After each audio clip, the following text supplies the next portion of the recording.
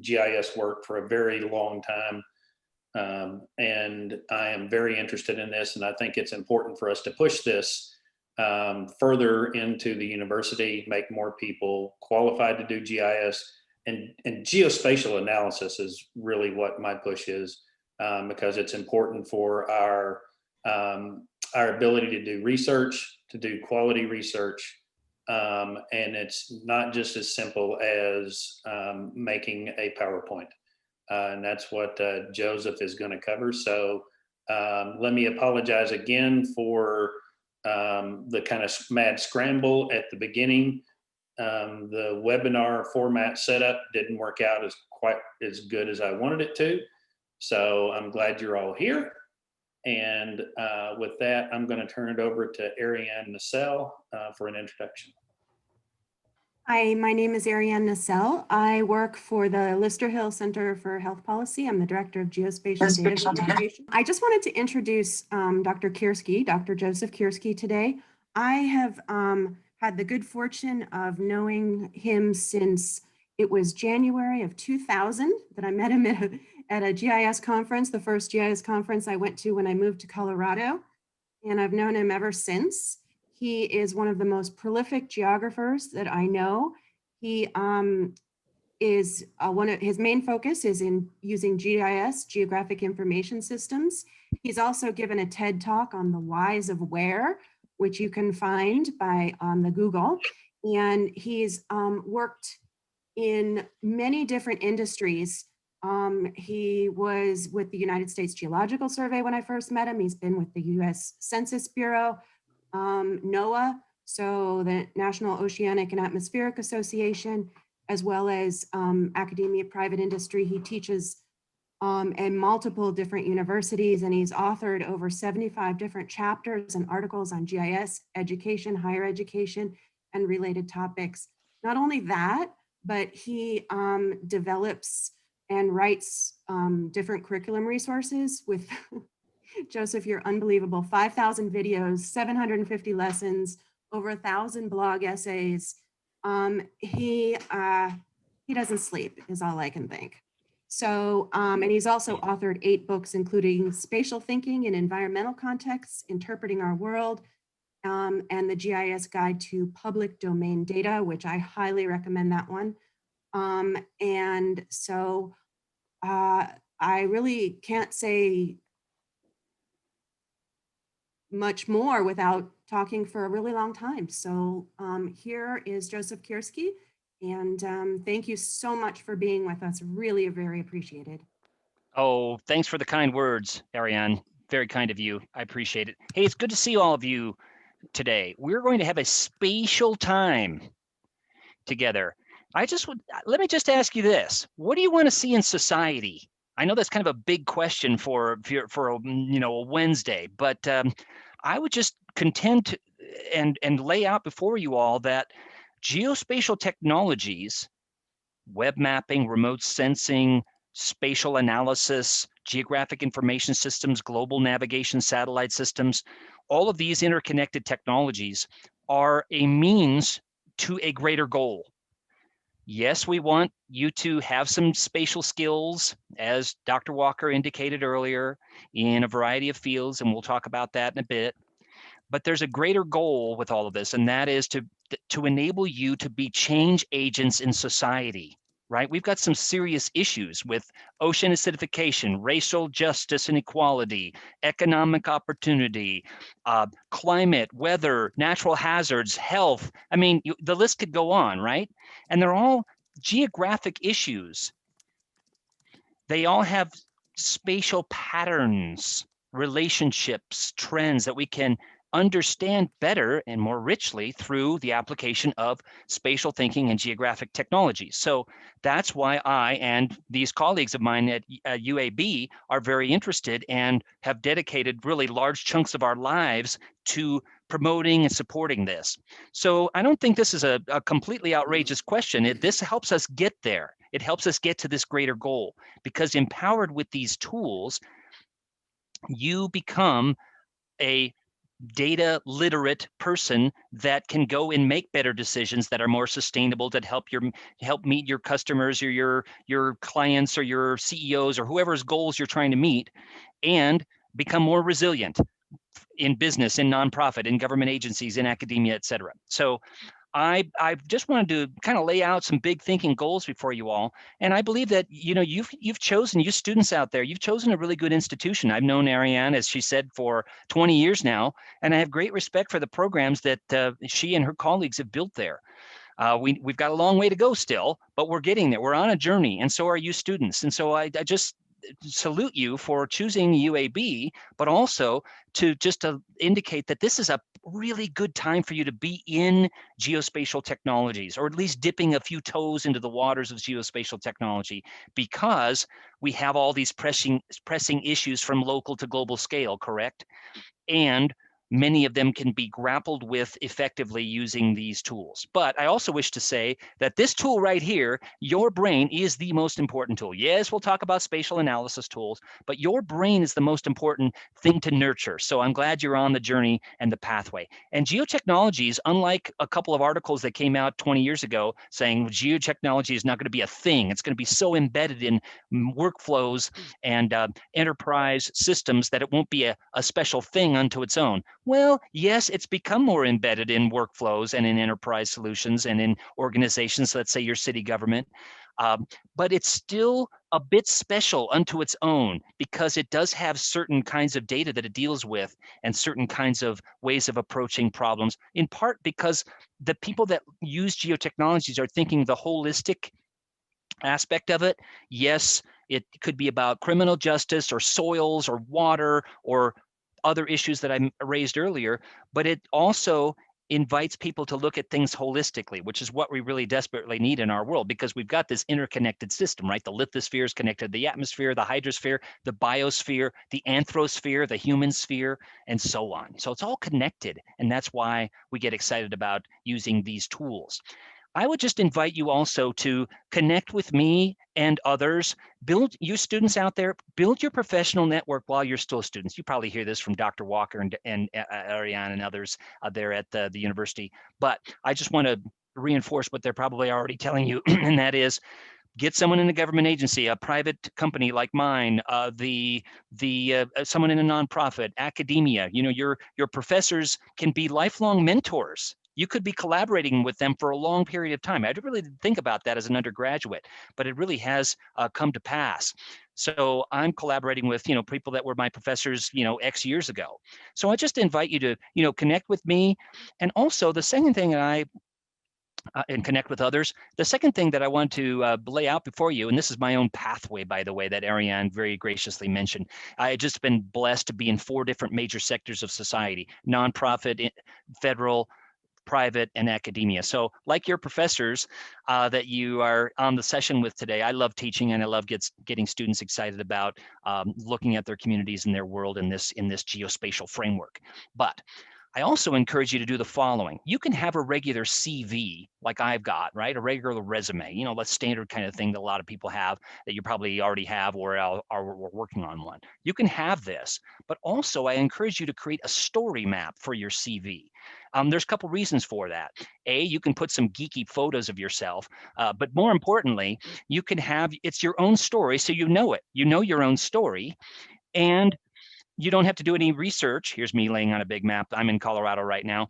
But the point is, more importantly, your future employers say, hey, this person knows something about geotechnologies, because here's their CV or their resume as a story map, which is a multimedia map that probably many of you know about.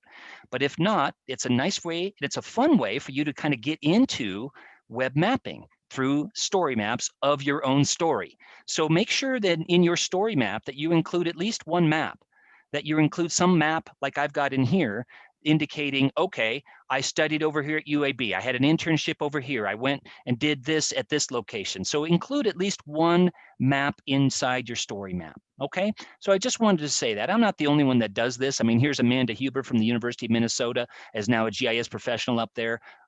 Here's her story map. She's got some interesting graphics and things like that on hers. Everybody on the planet with a computer has seen the JHU coronavirus dashboard over the last 9 months, correct? This is sadly the most popular web mapping application ever created. And if there's one nice story behind this, if there is such a thing, is that a good message for you students is that a graduate student actually created this. This is something I'm passionate about. Walkable neighborhoods. This is a story map. And there's a couple reasons why I wanted to illustrate this. Number one, it connects several pieces of this geospatial platform. Now you use platform-based tools already, right? So for example, your documents, you don't just have everything local to your local computer anymore, right? You have Dropbox and Google Drive and so on. Why do you do that? Because you want to access it any device, anytime, anywhere, and you want to collaborate with maybe your classmates or peers or colleagues on a paper that you're writing together, for example, right? So you have things in the cloud. Now, I just contend and to lay out before you folks that it's more important even than those wonderful things that we've got GIS in the cloud for several reasons. A, these issues that I talked about earlier, climate, health, inequality, natural hazards, etc. They don't just stop at disciplinary boundaries, right? Their economics, their history, their mathematics, their geotechnologies, their environmental studies, their engineering, etc. Right? They span disciplines. And so we need a diversity of people interested and engaged with solving these problems in part through a variety of techniques, including geotechnologies. And number two, they don't stop at political boundaries, right? They're not just your county and your state. They span all of those boundaries, and they also span natural boundaries, watershed. They're not just one watershed or one ecoregion, right? They span all of those things. So for all those reasons, it's actually a really good thing that we have geotechnologies in the cloud. Now, Dr. Walker and I, we've been using GIS for a long time, since like the late Cretaceous period, or maybe the Jurassic, Dr. W. Anyway, the point is, we've been using it for a long time, and we used to sit around saying, wouldn't it be great if we had data and services up in this cloud-based environment, we could just access them. Now that leads into discussion for today about, because you have great tools at your fingertips and great sets of data, you need to be a responsible data citizen and understand the benefits, but also the limitations and the cautions involved with mapping data. And we'll talk more about that in the 3 hours that we have together today. Just kidding, we don't have 3 hours. But this is my walkability map. And the second reason why I wanted to show you this is that it connects several pieces of this platform. Platform being a purposefully chosen word because people build on this geospatial technology platform. So this is my story map on walkability. I talk about what is walkability, why does it matter? And inside the story map, I actually have a survey, just like Google Forms or SurveyMonkey that you may have used. This one uses Survey 123, which is one of our geotechnology field apps. And you're literally dragging and dropping things from a form, just like you would in Google Forms or SurveyMonkey. But in this case, and this is slightly geeky, but in this case, it becomes an editable mapping service, a layer. It's kind of sort of like the Lego bricks that you can use in other maps and other apps.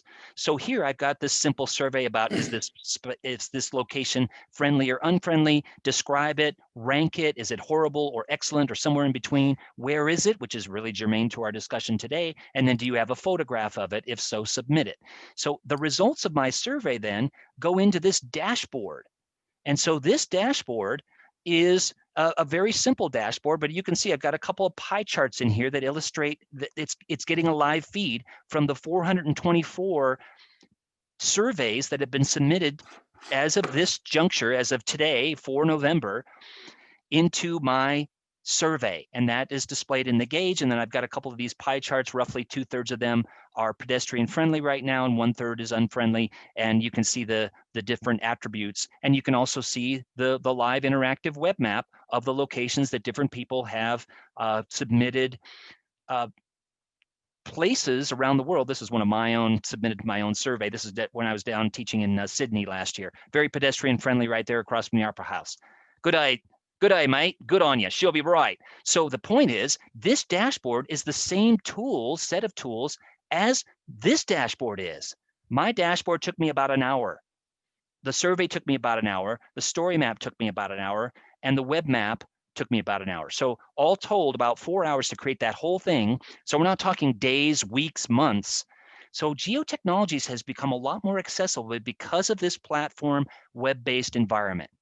Now, stepping back for a moment here, I just wanted you to know a couple of things. Number one, you've got at your fingertips, truly, it's like my precious. I mean, it is amazing what you have at your fingertips there at UAB and beyond. You've got this web-based mapping environment. For example, ArcGIS Online is one of the manifestations of this cloud-based geospatial platform.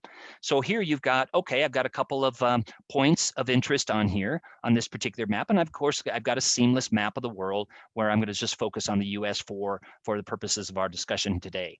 So one of the things that I've got in here is, okay, I've got some data that I'm streaming from, in this case, the Living Atlas of the World. Now, Ariane mentioned I used to work at the Census Bureau, so I love demographic data. If I zoom in over to your part of the world, I can look at, okay, I've got a popular demographics from the American Community Survey. Okay, now it's important to understand, now that we can pull in data, this map took me about 60 seconds to create. I pulled in a couple of layers, as you can see on the left side, but where did that data come from? Do I trust it? Census data, just like all data, is a representation of reality. Maps are representations of reality. And so you are asked by me and others to be critical consumers of data. You don't just accept things just because they're on the web, right? And you shouldn't accept maps just because they're digital and online. I know maps have this sort of air of authenticity, but you need to be really critical of the symbology used, the classification method used, the map projection used, etc. So question, where did the data come from? How often is it updated? Can I trust it? Who created it and why? All of those questions are really relevant here. So let's say I wanted to change the field or the attribute that I'm mapping. And let's say I want to look at something like median age. Okay, I can look at median age here and I can say, you know what, I want the median age. I want to classify it. And this is germane to our discussion because this all matters, how you classify data. So you're not just a data consumer anymore. You have the power. You are a data producer. It's not just the USGS and the Ordnance Survey in the UK and the United Nations Environment Program mapping stuff. You students, you people, ustedes, okay? You're mapping people. Yeah, you're creating geospatial data. So these kinds of decisions that I'm kind of rushing by right now are really critical to how your end user is going to perceive your data. So I'm going to use, I don't want natural breaks. I want, how about quantile? Same number of observations in every category. So I've got a median age map now. Let's pop up a legend there. And my hypothesis is it holds true. In other words, right around your campus, the median age is a bit younger, yes, than other neighborhoods. Okay, I was down here at Samford University last year, or actually 2 years ago, and it, just like your neighborhood, makes sense around a university campus, tends to be a little younger. Not that everybody is 22 at the university, by no means, but it tends to lower the median age. And you can see different neighborhoods around Birmingham where you've got patterns of median age. Why does this matter? Well, let's say I'm planning to cite a certain business or a certain service, or I want to locate something in the city. Where would I put it? Okay, what about a skateboard park? I don't know that many 90-year-olds that go skateboarding. Maybe there are, but I probably want to locate it in an area where the median age is perhaps a little bit younger. Okay, interesting. And you can think about other goods and services that you might want to cite based on the median age, and look at demographics of various kinds that are also at our fingertips here, because we have a whole mountain load. Speaking of what geographic information systems is, the G part is the map. The I part is the data table behind the map. And look, we've got about 100 variables right now at our fingertips according to this set of data, okay, from the American Community Survey. And okay, so that is a little bit about GIS and why it matters and what it's being used for, and the ease of mapping things in this ArcGIS Online environment. So, okay, what about this then? If I created this map in less than a minute, and I created this survey and this dashboard in a couple of hours, What could you do with this, and why should you consider using this in your criminal justice career, or in your planning career, or in your AEC construction career, or whatever else you students are interested in going into? And I know we've got some faculty here with different disciplines too. Why would you want to use it when you're teaching in a different disciplinary area? Well, again, there are bigger goals. There are analysis tools that we'll talk about in a moment, but again, the bigger goals are nurturing this tool and also critical thinking, spatial thinking, and being change agents and decision makers. Okay, so that all being said, one of the things that I want to get into a little bit that I was asked to by your colleagues there at the university is talk about data quality. And I know this sounds really boring. It sounds really boring, right? Oh, data quality on maps. Well, it's really important to our day and age. I mean, maps have been used to tell stories for thousands of years on clay tablets and wood blocks, on metal, Al-Idrisi's map from the 1100s, etc. No, I wasn't around to see that one. But the point is, they've been used for a long time. And then more recently, in the last 100 years or so, on film that we made paper maps from, and now in digital form. So that being said, again, you are a data producer and not just a data consumer. And B, you need to be really critical of the data and the quality of it. So why does data quality matter? It affects your maps, your analysis that we'll talk about in a moment. But more importantly, you are responsible for wise, ethical decision-making that goes into this. So I'm going to show you a couple of examples. Some of them are fun just as on purpose to get you thinking about this. But 6 reasons why I think geospatial data quality is of concern. Again, it sounds really boring, but I think it's really important to you and your future journey because you're going to be dealing with data, right? We're in the big data world. We're getting feeds like on these web maps from the Internet of Things. I could add local weather right now. I could add stream gauges from the nearest river to your campus. I could add current wildfire perimeters, which is, quite important to me right here in Colorado because we have several burning right now and in a lot of other places around the world. So people want to map things in as near real time as possible, and they want that data to be as spatially accurate as possible. Okay, so you're definitely going to be in that big data world with mapping and in other tools that you're going to be using. First of all, maps tend to be believed. And so there are all kinds of horrible maps out there that I think the end value of a lot of these maps, even though they don't say them, are very low. Like, hey, are you from Nebraska? Do you like sloppy joes? Oh, I'm going to put that on my map. The end value is like the number of people in their office. They're not rigorous at all. And sometimes they're just meant to be, fun and to have people click on them. But there's all kinds of horrible examples. And then also the Internet of Things, there's errors there too. So this was online for about a year. And I finally did a screen capture because I thought someone's going to fix this at some point. I know it gets really hot in Texas, but this is really hot and really windy, as you can see here, and really wet. This is like Noah's Ark flood. Okay. But yet it was online as a data feed for quite a long time before it was eventually corrected. So be critical of data. In this example, if you go to Google Maps and pan over to China and change it to satellite image, you'll see an offset between the vectors on the map and the image. And it turns out that neither one of them, in certain places around the world, there are different data, open data or closed data laws and policies. So in Google Maps, for example, you can pan over to China and measure an offset between the vectors and the raster data, and raster being the image in this case, and they're offset. So in other words, that bridge is about it's about 557 meters or 1,800 feet from where the satellite image shows the bridge, and it turns out that neither one of them are actually spatially accurate. So again, be critical of the data, okay? That is the central message.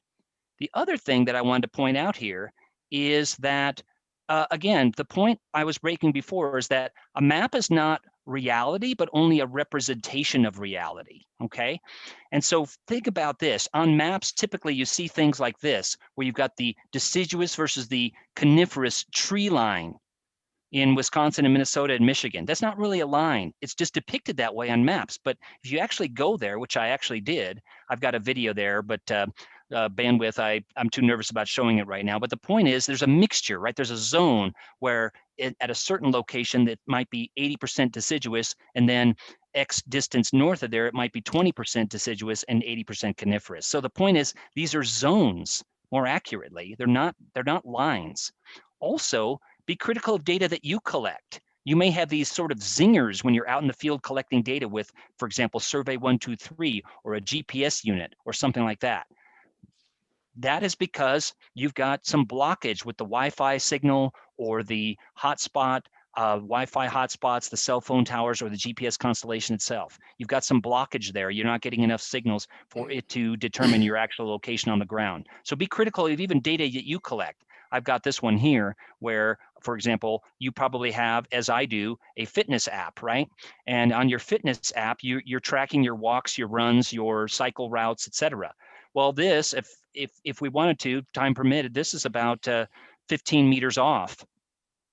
And you can see this was cut off. Now, for me, mapping my walking up this trail, no big deal. But what if you're laying fiber optic cable or your gas pipeline or something? That would not be fit for your use. So the two points on that is fitness for use and truth in labeling. So you, as the data consumer, you have to determine whether that data is fit for your use or not. Is it a high enough resolution? Do you have enough attributes, etc.? Is it fit for your use? And the truth in labeling is the data provider, providing the metadata that goes into these maps. Now, remember, you are the metadata provider because you are now a part of the data producing team around the world, right? You're not just a consumer, you are a producer of data. Even inadvertently, right? When you're traveling in traffic and you're going 10 miles an hour on a freeway in Birmingham, right? If you've got your mapping app on, you're contributing data to the cloud inadvertently. But the reason why that street segment or that freeway shows in red is because 1,000 people are traveling 10 miles an hour and they've all got their phones on, and that's contributing the data that is resulting in the live feed. This example here, this is something that doesn't show up in metadata, but it's important. And that is, for example, when I was mapping Lyme disease by Rhode Island town, which is a political area in New England states, I then revisited it 15 years later. I want to update the data. It was from the 90s, and Lyme disease is a serious thing. So I want to revisit that and do an update. It turned out that all of my data for 15 years later was lower than it was in the 90s. And, being critical of the data, I actually made an old-fashioned phone call to the Rhode Island Department of Public Health. And they told me, Joseph, we don't have the budget that we had back then, and we don't monitor things as closely. And so the decline is actually a reflection of our less monitoring, not a good health representation. See what I mean? So it's not like the data, like the rates are actually going down. It's just that they had fewer monitoring efforts. And that's not the kind of thing that shows up in this metadata, this data about the data that you'll see is associated with maps. Okay. So enough about data quality, but I have more in this presentation that I'm going to put in the chat box for you to look at additional examples. Okay. And I just highly encourage you students to, and you faculty that teach this, that keep focusing on, yes, maps are powerful and they convey a lot of information in a short amount of space, but they are fraught with errors and they need to be treated with respect and also with as much knowledge as you can weigh in on each and examining that metadata. I never metadata I didn't like. Oh, that was a little geo pun. Anyway, another thing that I wanted to mention here is Dr. Walker and Ariane and others asked me to talk about spatial analysis. And that's the thing that gives GIS its power, geographic information systems. Let's step back a moment. Back in 2004, the US Department of Labor said there are going to be 3 hot fields for the 21st century: nanotechnologies, biotechnologies, and geotechnologies. And we are anchored in the geotechnologies today. And they have applicability to a wide variety of fields, as I mentioned at the beginning, and they will be very important in your future. Now, my team at ESRI, the Environmental Systems Research Institute, just to give you a little bit of a focus here, the trifold mission is this: education, sustainability, and science. That is our trifold mission.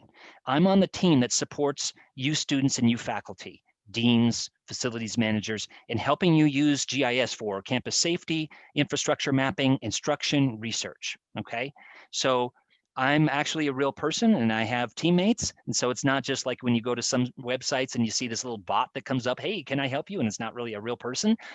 We actually are real people and we're all educators. So just like you, we share a passion for helping students and faculty get excited about using this and strategies for how to use it. So we don't just say, here's a bunch of software and a bunch of tools, and now, go forth, live long and prosper and have a great life. It's no, let's work together on common goals and make this fit with your goals as a university and as instructors, and you students, what are your goals as students and your career pathway and your goals. So that is the mission of our organization. We've been around since 1969, and you students, think about where you would like to work someday. We do actually have openings all throughout the year. We have internship programs. We have other things that we have offices in different countries and lots of them in the US. So we're definitely a global company. We'd love to have the talented folks at UAB either work for us, or we also have business partners that do different things associated with planning or engineering or health or school planning or something like that. One of my favorites is called Earth Views. So they take data from kayaks mostly and canoes, and they sell it to municipalities about their water quality and their health. So they actually kind of like Street View, in Google Street Views, but they actually are navigating all the estuaries in the city, all the rivers and ponds and stuff. And there's a market for it. Not a huge market. They're trying to grow it, but they have some employees, and wouldn't that be a cool job? Hey, go out on the kayak or a canoe and take data underwater, and also as you're kayaking through a pond or a river, and you give that data to Earth Views, and then they sell it. So, that's an example of a business partner of ours, and we have about 300 or so of those business partners. So, talking about our objectives when we're using geospatial technologies, geographic information systems, and so on. Yes, we've got those things that you see up at the top. We want to have you understand how to build a geodatabase and how to extract things and how to classify, as I briefly showed with the census data for Birmingham. But we also have bigger objectives. We have content objectives too. So you folks teaching in different disciplines, you're in economics, or you're in engineering, or you're in health or business. You've got your goals of your course and your program. You're using geospatial technologies as a means to get at these broader goals. But then you're also thinking about these thinking objectives. You want students to understand scale and systems and permissions. And if I make a story map, do I have permissions to use that image in my story map? And all of those sorts of things, developing data fluency and communicating the results of their research, and so on and so forth. My own definition of spatial thinking is this right here. I'm not going to read it to you, but I've got this as a whole presentation, and I'm going to send Ariane here after the workshop. But anyway, the point is that you're looking at patterns, relationships, and trends, and trying to understand our world and your community in a deeper, richer way so that you can make more informed decisions. That's basically what it is. Now, there are components of spatial analysis. It all has to do with where, measuring size, shape, distribution. But I want to show you a couple of examples here as we get into it. This is a spatial analysis poster that my organization created. I really like this, though. It comes back to the basics. You're asking a geographic related question. You're gathering data, you're acquiring resources, you're exploring it, you're assessing whether it's any good. Can I use it or not? Is it fit for my use? You're analyzing it, you're acting on it. And that's a key point here. I'm really all about applied geographic thinking. So let's say you're studying water quality or crime or litter or some other, or dangerous intersections in your community where there's been a lot of accidents or something like that. Let's say you're analyzing some of those issues. It's great if you gather knowledge about it and you collect data out in the field with Survey 123 or Quick Capture or any of these other tools that I briefly mentioned earlier. But to me, it's really important that you actually do something about it. Maybe you make a presentation to the city council. And maybe you organize a neighborhood cleanup day. You know what I mean? You're taking action is the point. And then you're asking additional questions. So when we get into, the last part of our segment today, I really think that being curious about the world is the most important trait for you students to develop. Be curious. So when you get into the workplace, ask questions that even your employer is not asking. So maybe you're working with some sort of technology, GIS or otherwise. Don't just push buttons, but why are we pushing those buttons? Why aren't we pushing these buttons? And do we need additional buttons and tools to help us accomplish our goals? So even while you're a university student, I just encourage you to ask questions about a certain issue or problem that you're grappling with that even your professors don't even ask you to get into. So you're taking the initiative and asking additional questions. Now we've got a variety of tools. One of my favorite is a set of web mapping applications, and they do a couple of things and they do them well. One is called the Urban Observatory. So if you're using the Urban Observatory, you get to compare different cities, senior population, traffic, open space, land use, etc., for about 100 different cities and about 60 different variables. Is that spatial analysis? I believe it is, because you're asking geographic questions and you're using spatial tools to get at the answers. And so this tool was developed by Esri and Richard Saul Wurman, the founder of the TED Talks. Another one is a Landsat Explorer tool. So you can look at 50 years of satellite imagery for the planet and develop swipe maps. You've probably seen those on the web. You can develop those easily in this Landsat Explorer app. So you can look at the changes in, for example, center pivot irrigation in the middle of Saudi Arabia. Okay, and again, you're not just doing that because, oh, it's different in one year versus another. You think, hopefully, deeper thoughts about where's that water coming from? Is it sustainable? Are we going to have center pivot irrigation in the central US or in central Saudi Arabia in 50 years' time? If so, how are we going to make sure that that continues to be able to be viable?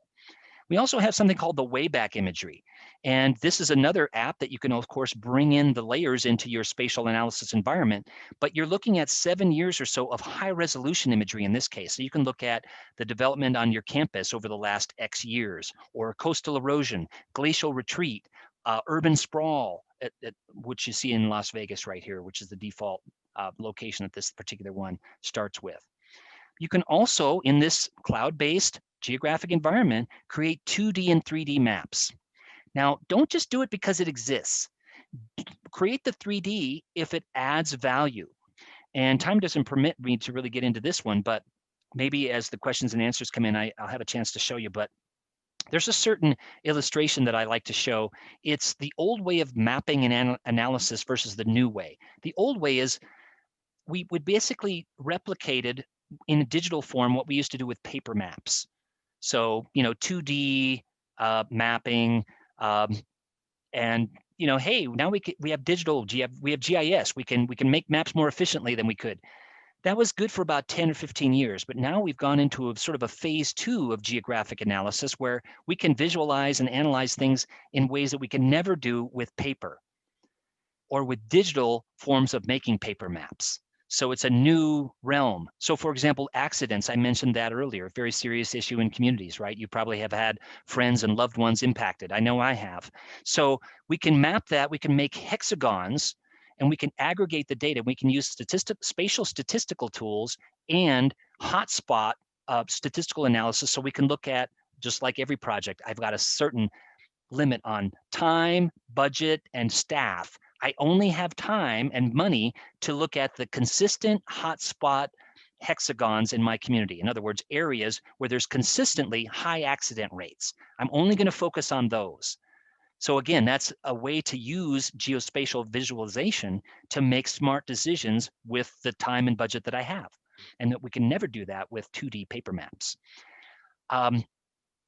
Here's another one that you can get into with geospatial. It's not just the space, it's the temporal component. And I touched on that a little bit earlier with the hotspot analysis with the accidents. But for example, we're looking at, let's say it's COVID, or in this case, bird flu, and how it changed over space, yes, but over time. And you can build these animations, as I have circled here on the bottom of this particular web map, where I've got an animation that you can play. No coding required. You simply say, this is the field that I want to animate, and it creates a player for you.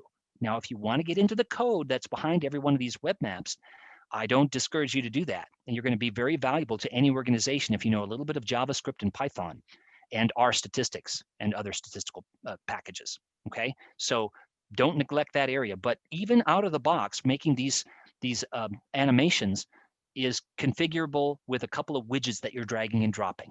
So no coding required to any of the things that I'm doing here. But if you want to, you can get into just a light touch on building expressions. And as you kind of get wading deeper into the geospatial pool, you can build additional expressions. So we have a scripting language called Arcade. That's part of this geospatial platform. And so if I said, you know what, I want to take the 18 to 20-year-olds plus the 22 to 29-year-olds divided by the total population and multiply it by 100 and then round to 2 significant digits, I can do that with that expression. And now I've got a resulting map. So I've got sort of a sense for where the upper teens and the 20-somethings are. So maybe I want to expand my college university system and look at where that age group is. So that's the kind of thing that I can do with these tools. Now, you probably know what this is if you're of a certain age. Okay, I'm not dating myself too much here, but what is this? This was taken in an actual high school. It's now a doorstop, but at some time in the past, it was a Computer. Indeed. Awesome. Yeah, thanks, Dion. Exactly. It was an old Mac, and now it's a doorstop. The point I'm raising here, folks, is that, yes, there's ArcGIS Online with about 45 analytical tools. There's ArcGIS Pro with 1,100 analytical tools. So again, you're choosing tool packages based on what you want to accomplish. If ArcGIS Online gives you enough functionality, great, use it. If you need to dig deeper, there's ArcGIS Pro, there's ArcGIS Insights, which is sort of like Tableau meets GIS. There's Business Analyst Web. There's ArcGIS Indoors with a sort of a combination of CAD and building information management and GIS. I say that because I know there might be some facilities people on here. Anyway, the point is you've got a variety of tools at your fingertips. But again, this tool is the most important. You can't memorize the location of all these buttons and menus, and you shouldn't have to, because every time the platform updates, which is basically quarterly, it becomes easier to use and more powerful. So hence, again, nurture this tool, your brain. Think spatially, ask questions, be curious, develop those communication skills, along which I would just advocate you developing your elevator speech, because you're going to get, you students out there, you're going to get 30 seconds with your CEO someday, or your board of directors, or with your constituents or your stakeholders, or whoever it is. And they're going to ask you, okay, why does this matter? And a little bit of perhaps, why should your position be funded in our organization? So you're going to need to be your own advocate, and developing those communication skills are really going to be important for you going forward. You might have, a 1 minute, or you got 5 minutes in the board meeting. Okay, go and deliver your pitch right here, or your speech or your presentation. So have those different lengths of your elevator speech down as to what you're doing and why it actually matters. And you may still be formulating that while you're still students, and that's totally fine too. And you instructors, I just want to say in all this, your role, I believe, is critical in all this. The students will pick up these tools. They are very intuitive nowadays. They're all wizard driven. So if I want to, for example, on the analysis tools, create a weighted mean center where all my data points balance on like a pencil tip, there's a tool to do that. It guides you through, okay, what are your input points? What map projection are you using? Do you want one standard deviation, standard deviational ellipse? Do you want 2 standard deviations? It'll guide you through that. And it gives you options along the way, and it lets you go back if you want to change the input, etc. But your role as instructor is so critical in this, because you're the one helping the students to really frame those inquiry-based questions and to think spatially and geographically. And so I believe, no matter how fast the technology evolves, your role as instructors, as guides and as mentors is incredibly important here. And this example is, okay, I've got, time permitting, I could, with the same map that I was using earlier, let's just do it. If I search for layers and I look at tornadoes, okay, speaking of natural hazards, I've got tornado tracks. Okay, I'm going to add that to my map. I'm going to turn off the demographics for the moment. I've got tornado tracks here. Let's pan over to your part of the world. Okay, kind of a serious issue where you are, right? You've had some real whoppers over the years, some really serious tornadoes. First of all, on our point on data quality, we've got a tornado here from 1966, probably before any of you were born. If I zoom in here on the beginning of that track, and if I change the base map to imagery hybrid, I can actually see the field, right, where that tornado touched down. Really? It's from 1966. That was before Doppler radar. How do we know that that tornado actually touched down right there? Well, because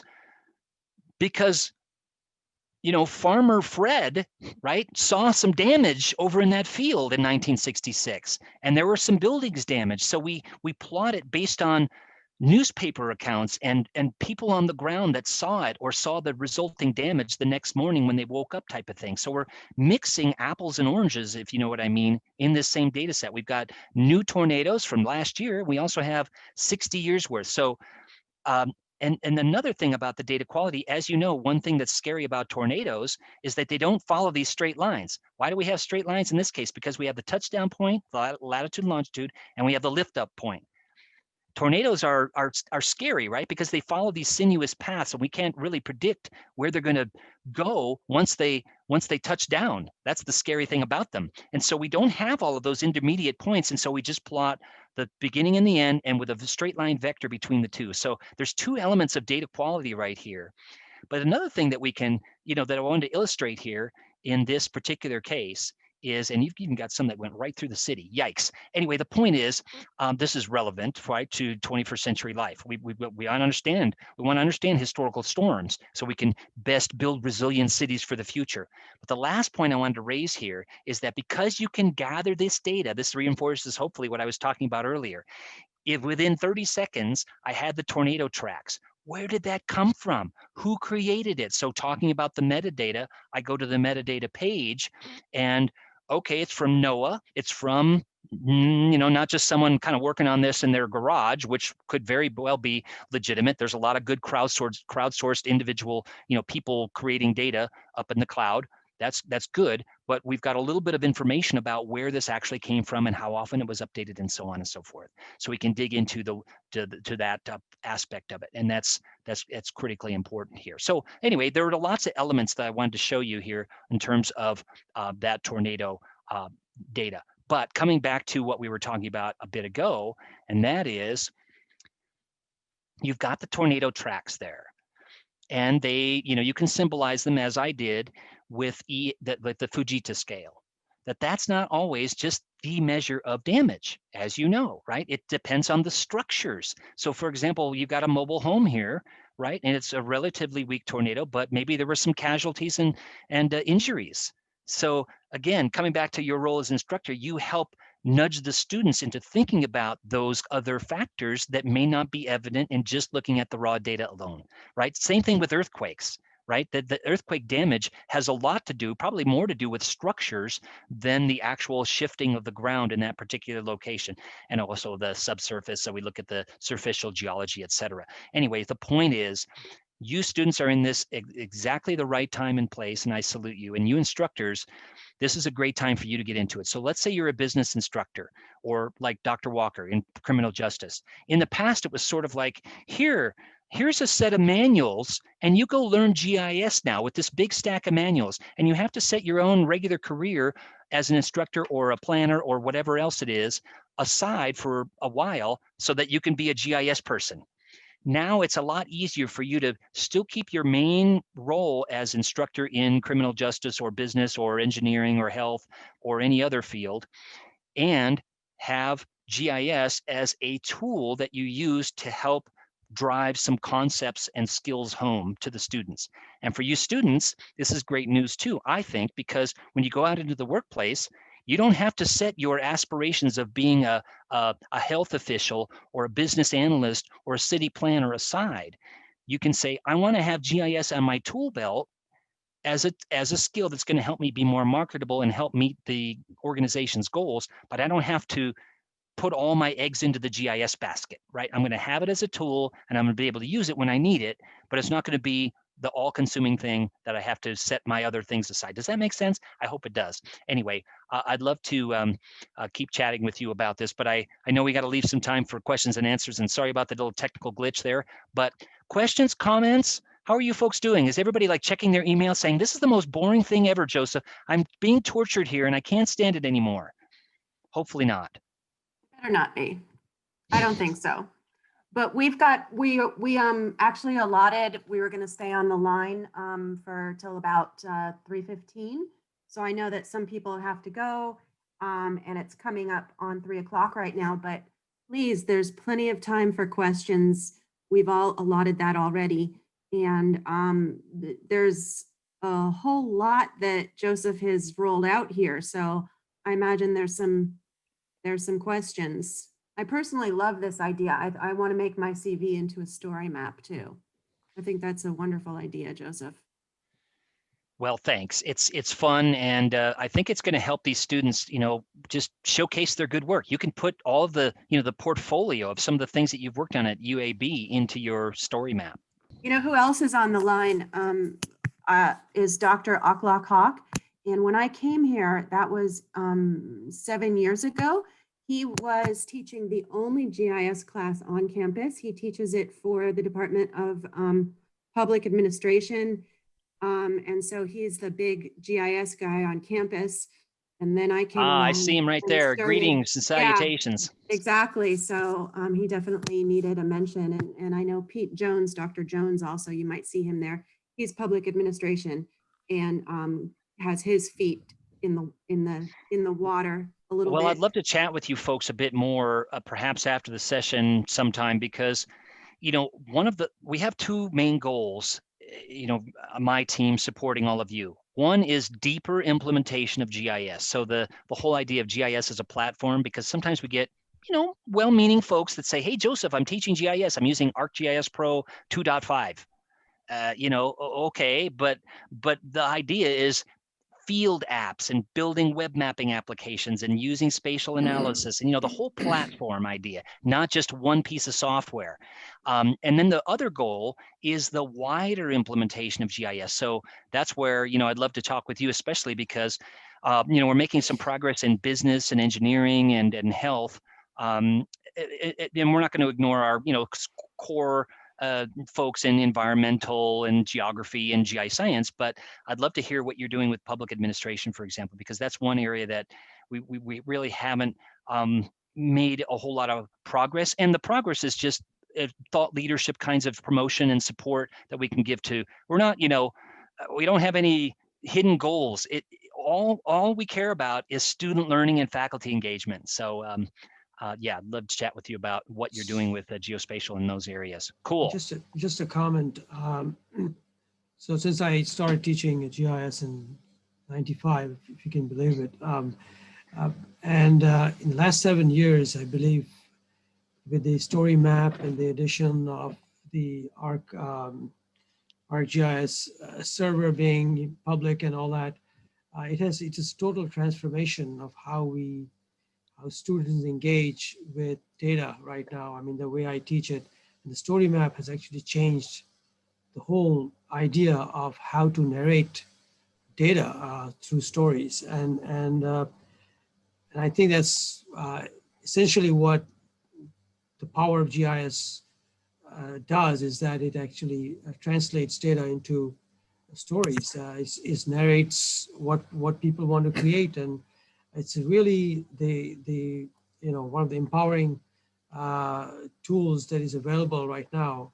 And so my question to you, Joseph, is that about so once our students graduate, they lose their license in the sense that they can't really go publicly and look at the data because they're no longer with Esri. So recently, a student of mine, so maybe I am not interpreting it correctly, or I don't know how. No, I'm right with you. And there's a couple ways, that I mean, I'm in full agreement that the good work that the students are doing at UAB, you want to be able to, not every single project, but a lot of those they want to carry forward, and you might want, yeah, exactly. So there's a couple ways to do it. I think one of the best ones is have them get a developer account before they graduate. And so you can move some of the content over to the developer account. The developer account doesn't expire,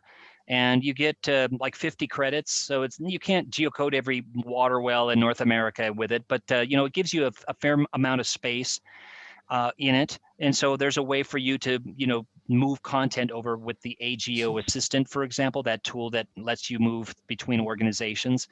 So I have a developer account, and so even if you're not a developer, it's just a good sandbox for work that doesn't expire. Yeah, some universities actually don't delete those student ArcGIS Online organizational logins. Some do. So I always tell students, yeah, don't count on it being there in 5 years. And you want to come back to that thing that you made 5 years ago or even last year because it might not be there. It depends on the university policy, but yeah, that's probably the best way of getting that.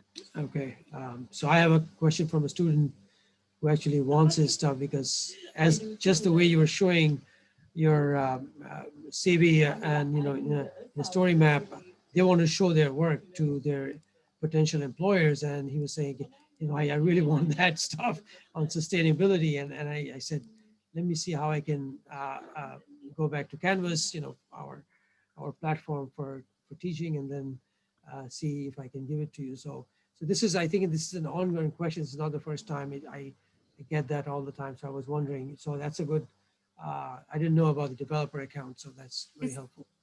Isn't there a free on ArcGIS Online account that the public can have as well? I mean, you can't probably store a lot of things, but yeah, but I don't recommend getting those public accounts. They were good when ArcGIS Online first came around, like in 2010. But they have issues. Like I've tried to make a story map. You can't do analysis with those. There's no analysis tools. So yeah, they're really kind of for like telling your family member, hey, go make a a map of the cool places you went to last summer, that type of thing. But there is another one that, now that you reminded me, there is with the Learn ArcGIS set of lessons. So it's a body of lessons that are on different topics and different scales. Some of you probably know about this. There's about 300 lessons in there. One of my favorites is my weather lesson in Nudge Nudge. I love that stuff. That's why I showed you the tornadoes one. But there's also one on landslides and a whole lot more. Anyway, and there's several on business related, looking at target markets and supply chain management and things like that. Anyway, there's also, if a student didn't have an account through their university, they could go to the Learn site and get a 1-year Learn subscription as well. It'd be free. So, but I always tell students, if you're at a university that has a lab kit or a site license, use that, because you're going to have the ability to share with your colleagues and create groups and share content with your group and all that kind of stuff that you can't do really with these other things. Are like you're a one-person organization. So it's more difficult to create a group inside there. Yeah. But anyway, that's another avenue. And we've got the MOOCs, the massive open online courses. And so if a person didn't have any sort of access to the tools, they could get access through the MOOC program. So there's a variety of ways to get access, but I think the university way is the best. Pete, did you have a question? Yeah, I've got two actually. I really enjoyed the walkability survey and kind of that novel way to think about survey analysis. I'm curious how I'm assuming it's a non-random sample, but how do you publicize that? How do you get people to submit? Right. Good question. In my case, it's more for demonstration purposes and teaching purposes. But I think you're raising a good point. With any of those, with Survey 123, for example, you can make them crowdsourced. And so the person at the other end does not have to have, as many of you probably know, they don't have to know anything about GIS. They don't even have to have a login to ArcGIS Online. If you share it with everyone, but like you're raising, Pete, you have to tell people that it's there. And so, yeah, you have to blog about it or tweet about it or somehow get the word out to a listserv or the community, because the general searching for stuff like that usually doesn't, dig sometimes, but oftentimes it doesn't dig into, ArcGIS Online, and I want to find a story map inside there, and I know it's there somewhere, but a general search oftentimes doesn't find those kinds of things. So yeah, you're right. You have to purposely tell people about it. And so in my case, I have a whole GeoNet essay that I originally wrote to tell people, please fill out the survey, and let's do an analysis of walkability in different communities. Okay, so kind of just pushing out social media, those things. Yeah, the same way I think we would advertise for any of our studies, really, to get participants.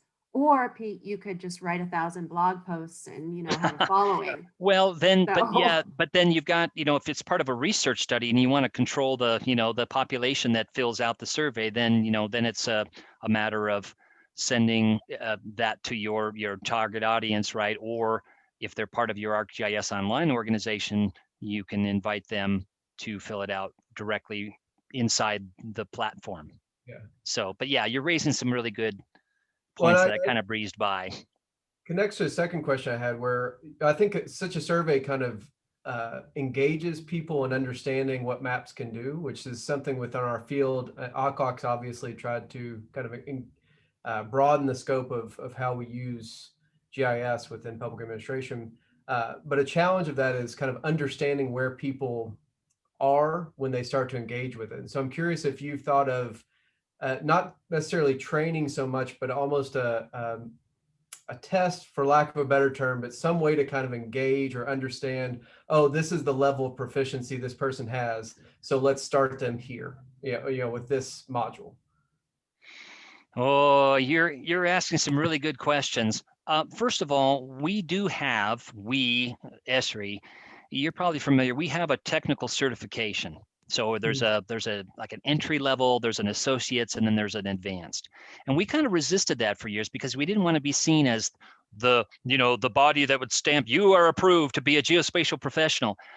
So we finally ended up with, okay, what we can do, there was mounting pressure for us to do something from the community. Let's just have a certification for our own software. Okay, so we're not saying you're not a good person in GIS, but only you're proficient in this kind of level for ESRI software. And then there are, on the broader level, GISP from the GIS Certification Institute and ASPRS, the American Society for Photogrammetry and Remote Sensing. I mean, there are other bodies that have more of a GIS general certificate where, kind of like you as faculty, you put together a portfolio, unlike you as faculty, you have to take some sort of proficiency exam. And I've done that. And I think many employers value that. Some don't, but some do. And some value the ESRI certification and some don't. And then on the broader issue though, that's exactly why I wanted to show some of those in the analysis segment of the presentation, some of those web mapping applications. I oftentimes start there because they do a couple of things, kind of like an app on your phone. They do them very well and they always work and there's no login required. So they have several things going for them. And getting people to kind of think spatially about things, I think is really important here. And that's why I like to start with those web mapping applications. Because again, you're not sort of front loading it with a whole lot of, GIS terminology and stuff. There's plenty of time to get into that later on, but we don't have in, I work with K-12 as well. We don't have in the curriculum spatial thinking, right? It's embedded a little bit in history and social studies and STEM and so on. But because of that, students get to, your campus and they may think spatially about, packing their trunk in their car or, rearranging their dorm room, those are sort of inherently human things that we think spatially about, but purposely thinking spatially about patterns and trends manifested on 2D and 3D maps, that's something that you have to encourage and nurture. And some of these tools, I think, help do that. They're not the only ways to do that, but that they help. So a lot of times I start with those web mapping applications, and then I go into some basic spatial analysis in ArcGIS Online, trace downstream, routing from A to B, changing, running a few light arcade expressions, and so they're sort of in the shallow end, and then mean center, standard deviational ellipse, enrichment, and some of the other tools. And then once a semester or two goes by doing those sorts of things, there's always ArcGIS Pro for deeper analysis. Okay, thank you so much. That's an imperfect answer, but I think there's a number of, and that's the challenge, right? As faculty now, where in the past, as Dr. Walker and I know, there was like one way of teaching and learning GIS with a little bit of deviation, but there was, just a few textbooks, there were several manuals, and this is the way you did it. So in your the last week of your intro course, you do a 3D fly-through. Usually it was like it was like the end goal, or at least a nice thing to do at the end. But now there's multiple ways of, what do I do in week 1 now? What do I do in week 2? Do I do a survey, have the students fill out, a walkability survey of the campus, and then maybe in week 3, okay, now that you understand how these surveys are built, create your own survey of something you're interested in, and then let's map it and analyze it and look at the results.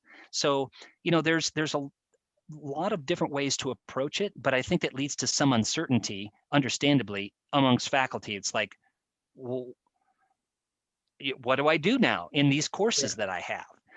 And every semester, right, you've got some students sometimes who have coding skills that, oh, I can take advantage of this, let's run off with it. And then other semesters, it's like, oh, let's not even, talk about Python, right? Like, that's a snake. Sure.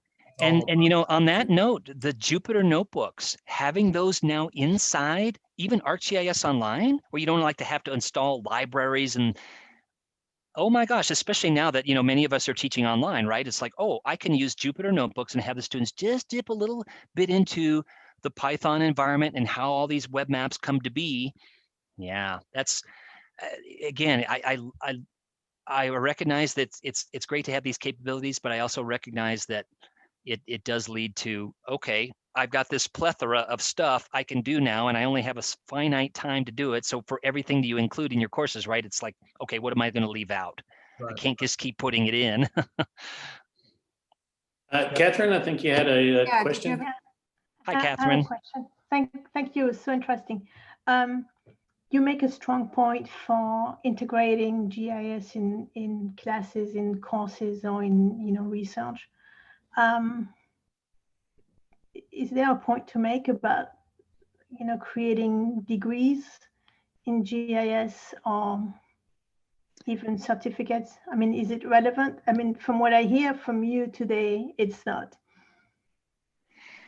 Well, my contention is that in any organization, let's say a government agency, I think nowadays everybody in an organization needs to know a little bit about geospatial. A few people need to know a lot about geospatial. So for example, when I work with the business faculty and business students, I want to map my competitors and consumer behavior. Who buys lottery tickets? Who buys, who bicycles to work? Who goes to the symphony, etc. I want to map that, and I want to make drive times or walk time buffers. I want to make infographics and maybe a couple of other things. But that's what I want to do.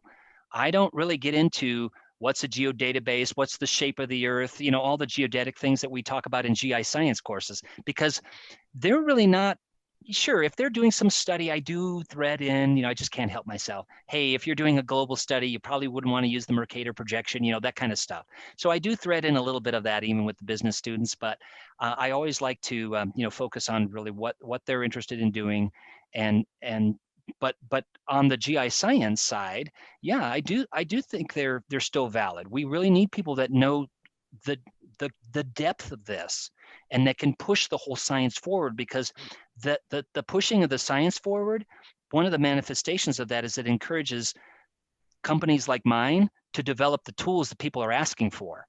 We need the boundaries being continually pushed forward. Let's say we don't have a real-time data analysis tool for drones. So we said, okay, we'll create drone to map. And now you have a 2D and 3D representation of all your drone data.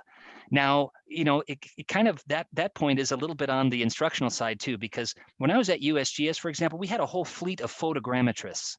Dr. Walker probably knows what I'm talking about here, but there were a whole fleet of people that knew about how to create 3D models from aerial photos and satellite imagery. Do we need those? Do we need people knowing about photogrammetry? Well, drone to map, for example, makes it so easy for you to create a 2D and a 3D map. You're basically saying, okay, here's my drone data, and and it calculates the pitch, the altitude, and the overlap, and all that stuff, and it creates your mapping products. Okay, from an instructional standpoint, okay, I'm not going to force students to know everything about photogrammetry just because I did it in a build character, because they've got these, but I still want them to know a little bit about what's going on that the tool does, behind the scenes. What is it actually doing? So, and then on another short point to, answer you. In times past, we would have, all of us teaching GIS, we have students go to census.gov and download the demographic data and then the block group or census tract or zip code boundaries and then join them together. That was a character building, it was multiple pages of labs to do that. And now, as I illustrated, you got the census data sitting as a set of layers inside the Living Atlas. So do you really need to have the students go through that laborious process? I would just argue that some of those things we don't need to teach that way anymore. We still need to teach, okay, how do we classify and symbolize, and what is median age and how is it calculated and all that kind of stuff.